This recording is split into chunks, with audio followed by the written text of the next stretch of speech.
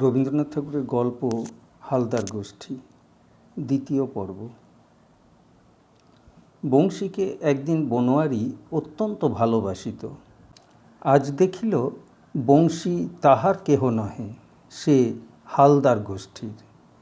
আর তাহার কিরণ, যাহার ধ্যানরূপটি যৌবনারম্ভের পূর্ব হইতেই ক্রমে ক্রমে তাহার হৃদয়ের লতাবিতানটিকে জড়াইয়া জড়াইয়া আচ্ছন্ন করিয়া রহিয়াছে, সেও সম্পূর্ণ তাহার নহে, সেও হালদার গোষ্ঠীর।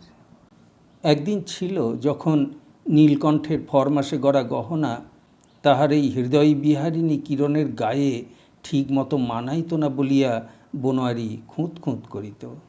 আজ দেখিল কালিদাস হইতে আরম্ভ করিয়া অম্রু ও চৌর কবির যে সমস্ত কবিতার সোহাগে সে প্রেয়সীকে মণ্ডিত করিয়া আসিয়াছে, আজ তাহা এই হালদার গোষ্ঠীর বড় বউকে কিছুতেই মানাইতেছে না।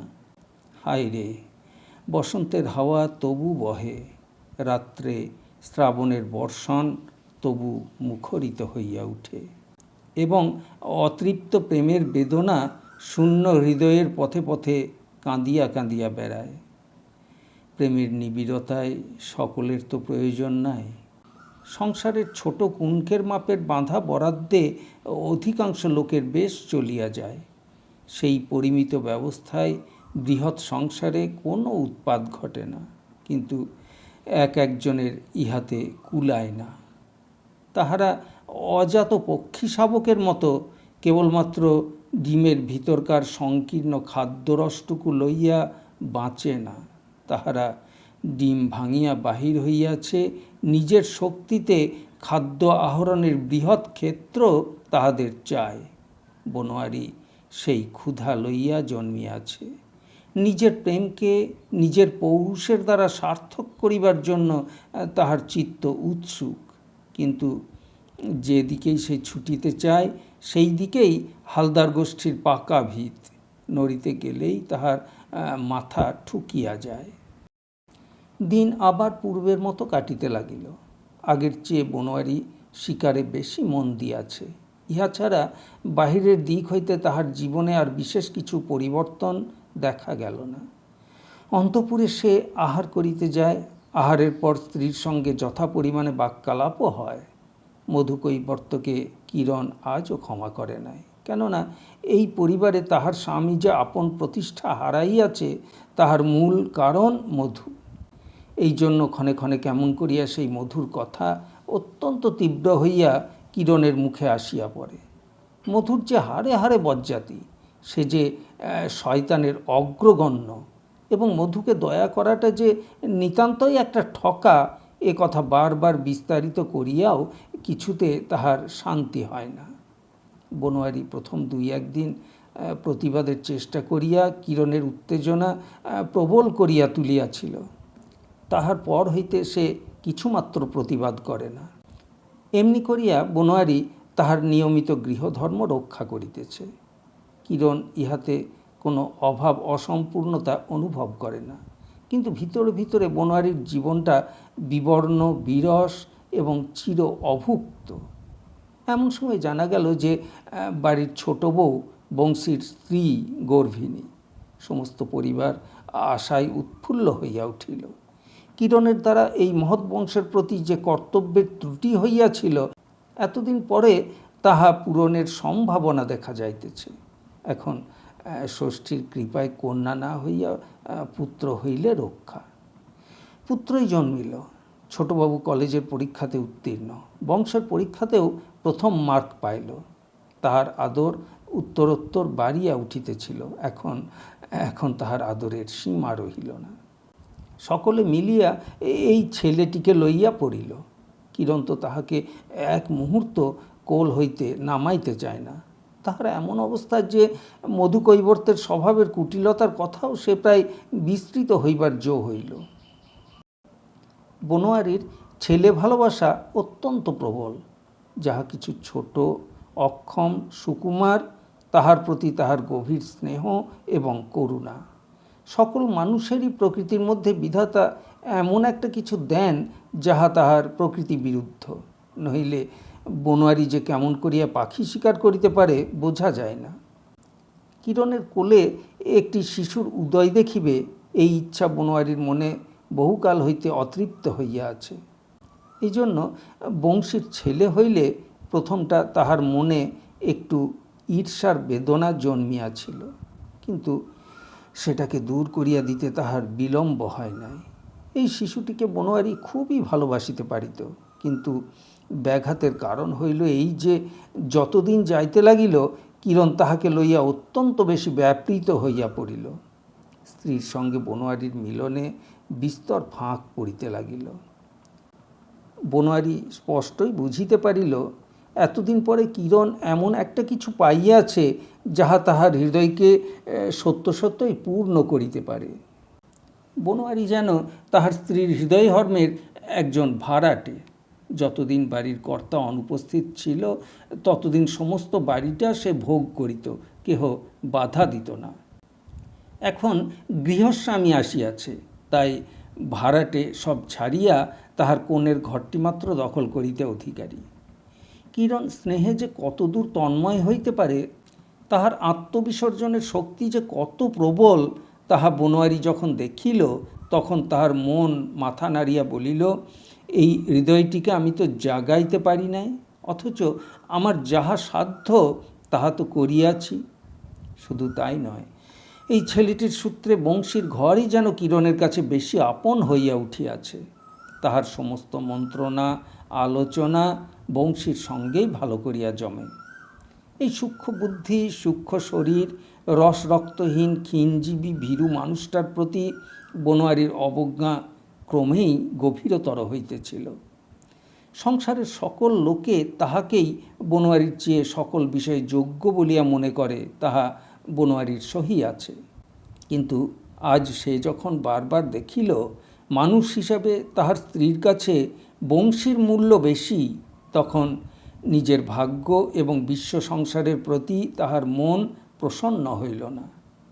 এমন সময়ে পরীক্ষার কাছাকাছি কলিকাতার বাসা হইতে খবর আসিল বংশী জ্বরে পড়িয়াছে এবং ডাক্তার আরোগ্য অসাধ্য বলিয়া আশঙ্কা করিতেছে। বনোয়ারি কলিকাতায় গিয়া দিন রাত জাগিয়া বংশীর সেবা করিল, কিন্তু তাহাকে বাঁচাইতে পারিল না। মৃত্যু বনোয়ারির স্মৃতি হইতে সমস্ত কাঁটা উৎপাটিত করিয়া লইল। বংশী যে তাহার ছোট ভাই এবং শিশু বয়সে দাদার কোলে যে তাহার স্নেহের আশ্রয় ছিল, এই কথাই তাহার মনে অশ্রুধৌত হইয়া উজ্জ্বল হইয়া উঠিল। এবার ফিরিয়া আসিয়া তাহার সমস্ত প্রাণের যত্ন দিয়া শিশুটিকে মানুষ করিতে সে কৃতসংকল্প হইল, কিন্তু এই শিশু সম্বন্ধে কিরণ তাহার প্রতি বিশ্বাস হারাইয়াছে।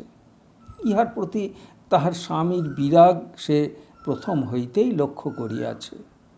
স্বামীর সম্বন্ধে কিরণের মনে কেমন একটা ধারণা হইয়া গেছে যে অপর সাধারণের পক্ষে যাহা স্বাভাবিক তাহার স্বামীর পক্ষে ঠিক তাহার উল্টা। তাহাদের বংশের এই তো একমাত্র কুলপ্রদীপ, ইহার মূল্য যে কি তাহা আর সকলেই বোঝে। নিশ্চয় সেই জন্যই তাহার স্বামী তাহা বোঝে না।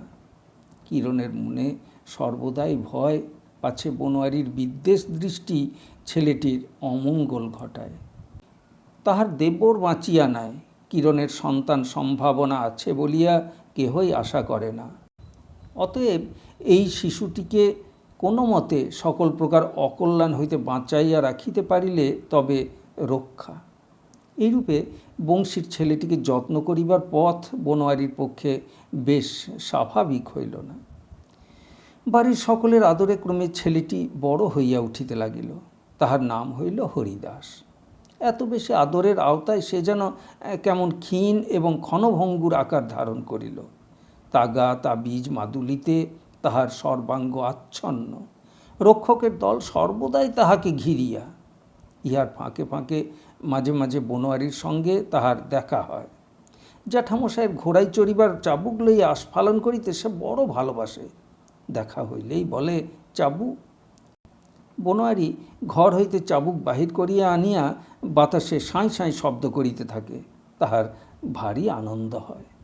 বনোয়ারি এক একদিন তাহাকে আপনার ঘোড়ার উপর বসাইয়া দেয়, তাহাতে বাড়িশুদ্ধ লোক একেবারে হাঁ হাঁ করিয়া ছুটিয়া আসে। বনোয়ারি কখনো কখনো আপনার বন্দুক লইয়া তাহার সঙ্গে খেলা করে, দেখিতে পাইলে কিরণ ছুটিয়া আসিয়া বালককে সরাইয়া লইয়া যায়। কিন্তু এই সকল নিষিদ্ধ আমোদেই হরিদাসের সকলের চেয়ে অনুরাগ। এই জন্য সকল প্রকার বিঘ্ন সত্ত্বেও জ্যাঠামশাইয়ের সঙ্গে তাহার খুব ভাব হইল। বহুকাল অব্যাহতির পর এক সময় হঠাৎ এই পরিবারে মৃত্যুর আনাগোনা ঘটিল। প্রথমে মনোহরের স্ত্রীর মৃত্যু হইল। তাহার পরে নীলকণ্ঠ যখন কর্তার জন্য বিবাহের পরামর্শ ও পাত্রীর সন্ধান করিতেছে, এমন সময় বিবাহের লগ্নের পূর্বেই মনোহরের মৃত্যু হইল। তখন হরিদাসের বয়স 8। মৃত্যুর পূর্বে মনোহর বিশেষ করিয়া তাহার ক্ষুদ্র এই বংশধরকে কিরণ এবং নীলকণ্ঠের হাতে সমর্পণ করিয়া গেলেন। বনোয়ারিকে কোনো কথাই বলিলেন না। বাক্স হইতে উইল যখন বাহির হইল, তখন দেখা গেল মনোহর তাহার সমস্ত সম্পত্তি হরিদাসকে দিয়া গিয়াছেন। বনোয়ারি যাবজ্জীবন 200 টাকা করিয়া মাসহারা পাইবেন। নীলকণ্ঠ উইলের এক্সিকিউটর। তাহার উপরে ভার রহিল সে যতদিন বাঁচে হালদার পরিবারের বিষয় এবং সংসারের ব্যবস্থা সেই করিবে। বনোয়ারি বুঝিলেন এ পরিবারে কেহ তাহাকে ছেলে দিয়াও ভরসা পায় না, বিষয় দিয়াও না। তিনি কিছুই পারেন না, সমস্তই নষ্ট করিয়া দেন। এ সম্বন্ধে এ বাড়িতে কাহারও দুই মত নাই। অতএব তিনি বরাদ্দ মতো আহার করিয়া কনের ঘরে নিদ্রা দিবেন। তাহার পক্ষে এইরূপ বিধান। তিনি কিরণকে বলিলেন, আমি নীলকণ্ঠের পেনশন খাইয়া বাঁচিব না, এ বাড়ি ছাড়িয়া চলো আমার সঙ্গে কলিকাতায়। ও মা, সে কি কথা? এ তো তোমারই বাপের বিষয়, আর হরিদাস তো তোমারই আপন ছেলের তুল্য। ওকে বিষয় লিখিয়া দেওয়া হইয়াছে বলিয়া তুমি রাগ করো কেন? হায় হায়, তাহার স্বামীর হৃদয় কি কঠিন! এই কচি ছেলের উপরেও ঈর্ষা করিতে তাহার মন ওঠে। তাহার শ্বশুর যে উইলটি লিখিয়াছে, কিরণ মনে মনে তাহার সম্পূর্ণ সমর্থন করে। তাহার নিশ্চয় বিশ্বাস, বনোয়ারির হাতে যদি বিষয় পড়িত, তবে রাজ্যের যত ছোট লোক, যত যদু মধু, যত কৈবর্ত এবং মুসলমান জোলার দল তাহাকে ঠকাইয়া কিছু আর বাকি রাখিত না, এবং হালদার বংশের এই ভাবী আশা একদিন অকুলে ভাসিত। শ্বশুরের কুলে বাতি জ্বালিবার দীপটি তো ঘরে আসিয়াছে। এখন তাহার তৈল সঞ্চয় যাহাতে নষ্ট না হয়, নীলকণ্ঠই তো তাহার উপযুক্ত প্রহরী। বনোয়ারি দেখিল নীলকণ্ঠ অন্তঃপুরে আসিয়া ঘরে ঘরে সমস্ত জিনিসপত্রের লিস্ট করিতেছে, এবং যেখানে যত সিন্দুক বাক্স আছে তাহাতে তালা চাবি লাগাইতেছে। অবশেষে কিরণের শোবার ঘরে আসিয়া সে বনোয়ারির নিত্য ব্যবহার্য সমস্ত দ্রব্য ফর্দভুক্ত করিতে লাগিল। নীলকণ্ঠের অন্তঃপুরে গতিবিধি আছে, সুতরাং কিরণ তাহাকে লজ্জা করে না। কিরণ শ্বশুরের শোকে ক্ষণে ক্ষণে অশ্রু মুছিবার অবকাশে বাষ্পরুদ্ধ কণ্ঠে বিশেষ করিয়া সমস্ত জিনিস বুঝাইয়া দিতে লাগিল। বনোয়ারি সিংহ গর্জনে গর্জিয়া উঠিয়া নীলকণ্ঠকে বলিল, তুমি এখনই আমার ঘর হইতে বাহির হইয়া যাও। নীলকণ্ঠ নম্র হইয়া কহিল, বড়বাবু, আমার তো কোনো দোষ নাই। কর্তার উইল অনুসারে আমাকে তো সমস্ত বিষয় বুঝিয়া লইতে হইবে। আসবাবপত্র সমস্তই তো হরিদাসের। কিরণ মনে মনে কহিল, দেখো একবার ব্যাপারখানা দেখো, হরিদাস কি আমাদের পর? নিজের ছেলের সামগ্রী ভোগ করিতে আবার লজ্জা কিসের? আর জিনিসপত্র মানুষের সঙ্গে যাইবে নাকি? আজ না হয় কাল ছেলেপুলেরাই তো ভোগ করিবে। এ বাড়ির মেঝে বনোয়ারির পায়ের তলায় কাঁটার মতো বিঁধিতে লাগিল। এ বাড়ির দেওয়াল তাহার দুই চক্ষুকে যেন দগ্ধ করিল। তাহার বেদনা যে কিসের, তাহা বলিবার লোকও এই বৃহৎ পরিবারে কেহ নাই। এই মুহূর্তেই বাড়িঘর সমস্ত ফেলিয়া বাহির হইয়া যাইবার জন্য বনোয়ারির মন ব্যাকুল হইয়া উঠিল, কিন্তু তাহার রাগের জ্বালা যে থামিতে চায় না। সে চলিয়া যাইবে আর নীলকণ্ঠ আরামে একাধিপত্য করিবে, এ কল্পনা সে সহ্য করিতে পারিল না। এখনই কোনো একটা গুরুতর অনিষ্ট করিতে না পারিলে তাহার মন শান্ত হইতে পারিতেছে না। সে বলিল, নীলকণ্ঠ কেমন বিষয় রক্ষা করিতে পারো আমি তাহা দেখিব। বাহিরে তাহার পিতার ঘরে গিয়া দেখিল সে ঘরে কেহই নাই।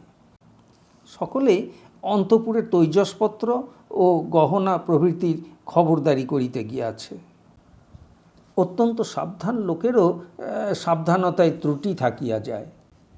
নীলকণ্ঠের হুঁশ ছিল না যে কর্তার বাক্স খুলিয়া উইল বাহির করিবার পর বাক্সই চাবি লাগানো হয় নাই।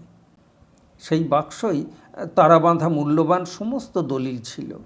সেই দলিলগুলির উপরেই এই হালদার বংশের সম্পত্তির ভিত্তি প্রতিষ্ঠিত।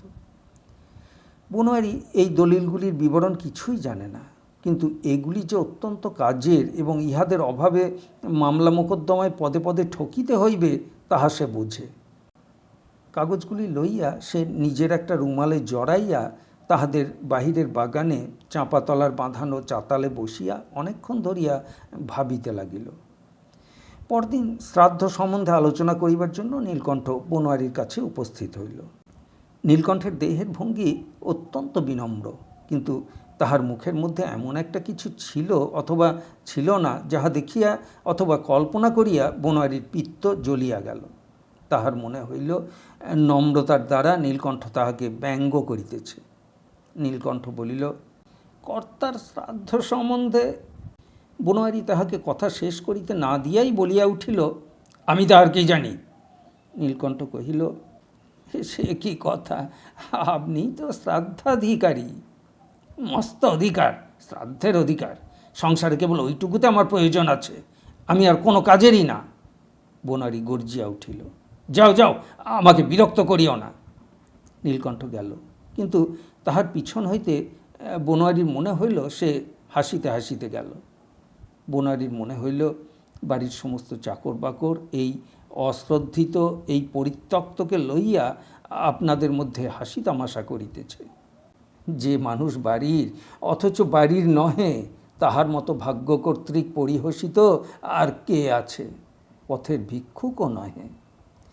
বনোয়ারি সেই দলিলের তারা লইয়া বাহির হইল। হালদার পরিবারের প্রতিবেশী ও প্রতিযোগী জমিদার ছিল প্রতাপপুরের বাণুজ্য জমিদারেরা। বনোয়ারি স্থির করিল এই দলিল দস্তাবেজ তাহাদের হাতে দিব, বিষয় সম্পত্তি সমস্ত ছারখার হইয়া যাক। বাহির হইবার সময় হরিদাস উপরের তলা হইতে তাহার সুমধুর বালক কণ্ঠে চিৎকার করিয়া উঠিয়া কহিল, জেঠামশাই, তুমি বাহিরে যাইতেছ, আমিও তোমার সঙ্গে বাহিরে যাইব। বনোয়ারির মনে হইল বালকের অশুভ গ্রহ এই কথা তাহাকে দিয়া বলাইয়া লইল। আমি তো পথে বাহির হইয়াছি, উহাকেও আমার সঙ্গে বাহির করিব। যাবে যাবে, সব ছারখার হইবে। বাহিরের বাগান পর্যন্ত যাইতেই বনোয়ারি একটা বিষম গোলমাল শুনিতে পাইল। অদূরে হাটের সংলগ্ন একটি বিধবার কুটিরে আগুন লাগিয়াছে। বনোয়ারির চিরাভ্যাসক্রমে এই দৃশ্য দেখিয়া আর সে স্থির থাকিতে পারিল না। তাহার দলিলের তারা সে চাঁপাতলায় রাখিয়া আগুনের কাছে ছুটিল। যখন ফিরিয়া আসিল দেখিল তাহার সেই কাগজের তারা নাই। মুহূর্তের মধ্যে হৃদয়ের শেল বিঁধাইয়া এই কথাটা মনে হইল, নীলকণ্ঠের কাছে আবার আমার হার হইল। বিধবার ঘর জ্বলিয়া ছাই হইয়া গেলে তাহাতে ক্ষতি কি ছিল? তাহার মনে হইল চতুর নীলকণ্ঠই ওটা পুনর্বার সংগ্রহ করিয়াছে। একেবারে ঝড়ের মতো সে কাছারি ঘরে আসিয়া উপস্থিত। নীলকণ্ঠ তাড়াতাড়ি বাক্স বন্ধ করিয়া সসম্ভ্রমে দাঁড়াইয়া উঠিয়া বনোয়ারিকে প্রণাম করিল। বনোয়ারির মনে হইল ওই বাক্সের মধ্যেই সে কাগজ লুকাইল। কোনো কিছু না বলিয়া একেবারে সেই বাক্সটা খুলিয়া তাহার মধ্যে কাগজ ঘাঁটিতে লাগিল। তাহার মধ্যে হিসাবের খাতা এবং তাহারই জোগাড়ের সমস্ত নথি। বাক্স উপুর করিয়া ঝাড়িয়া কিছুই মিলিল না। রুদ্ধপ্রায় কণ্ঠে বনোয়ারি কহিল, তুমি চাঁপাতলায় গিয়াছিলে? নীলকণ্ঠ বলিল, হ্যাঁ, গিয়াছিলাম বই কি, দেখিলাম আপনি ব্যস্ত হইয়া ছুটিতেছেন, কি হইল তাহাই জানিবার জন্য বাহির হইয়াছিলাম। বনোয়ারি, আমার রুমালে বাঁধা কাগজগুলা তুমি লইয়াছ? নীলকণ্ঠ নিতান্ত ভালো মানুষের মতো কহিল, আজ্ঞা না। বনোয়ারি, মিথ্যা কথা বলিতেছ, তোমার ভালো হইবে না, এখনই ফিরাইয়া দাও। বনোয়ারি মিথ্যা তর্জন গর্জন করিল। কি জিনিস তাহার হারাইয়াছে তাহাও সে বলিতে পারিল না, এবং সেই চোরাই মাল সম্বন্ধে তাহার কোনো জোর নাই জানিয়া সে মনে মনে আপনাকেই যেন ছিন্ন ছিন্ন করিতে লাগিল। কাছারিতে এইরূপ পাগলামি করিয়া সে চাঁপাতলায় আবার খোঁজাখুঁজি করিতে লাগিল। মনে মনে মাতৃদিব্য করিয়া সে প্রতিজ্ঞা করিল, যে করিয়া হোক এ কাগজগুলা পুনরায় উদ্ধার করিব, তবে আমি ছাড়িব। কেমন করিয়া উদ্ধার করিবে তাহা চিন্তা করিবার সামর্থ্য তাহার ছিল না। কেবল ক্রুদ্ধ বালকের মতো বারবার মাটিতে পদাঘাত করিতে করিতে বলিল, উদ্ধার করিবই, করিবই, করিবই। শ্রান্ত দেহে সে গাছতলায় বসিল। কেহ নাই, তাহার কেহ নাই, এবং তাহার কিছুই নাই। এখন হইতে নিঃসম্বলে আপনার ভাগ্যের সঙ্গে এবং সংসারের সঙ্গে তাহাকে লড়াই করিতে হইবে। তাহার পক্ষে মান সম্ভ্রম নাই, ভদ্রতা নাই, প্রেম নাই, স্নেহ নাই, কিছুই নাই। আছে কেবল মরিবার এবং মারিবার অধ্যবসায়। এইরূপ মনে মনে ছটফট করিতে করিতে নিরতিশয় ক্লান্তিতে চাতালের উপর পড়িয়া কখন সে ঘুমাইয়া পড়িয়াছে। যখন জাগিয়া উঠিল তখন হঠাৎ বুঝিতে পারিল না কোথায় সে আছে। ভালো করিয়া সজাগ হইয়া উঠিয়া বসিয়া দেখে তাহার শিয়রের কাছে হরিদাস বসিয়া। বনোয়ারিকে জাগিতে দেখিয়া হরিদাস বলিয়া উঠিল, জেঠামশাই, তোমার কি হারাই আছে বলো দেখি। বনোয়ারি স্তব্ধ হইয়া গেল।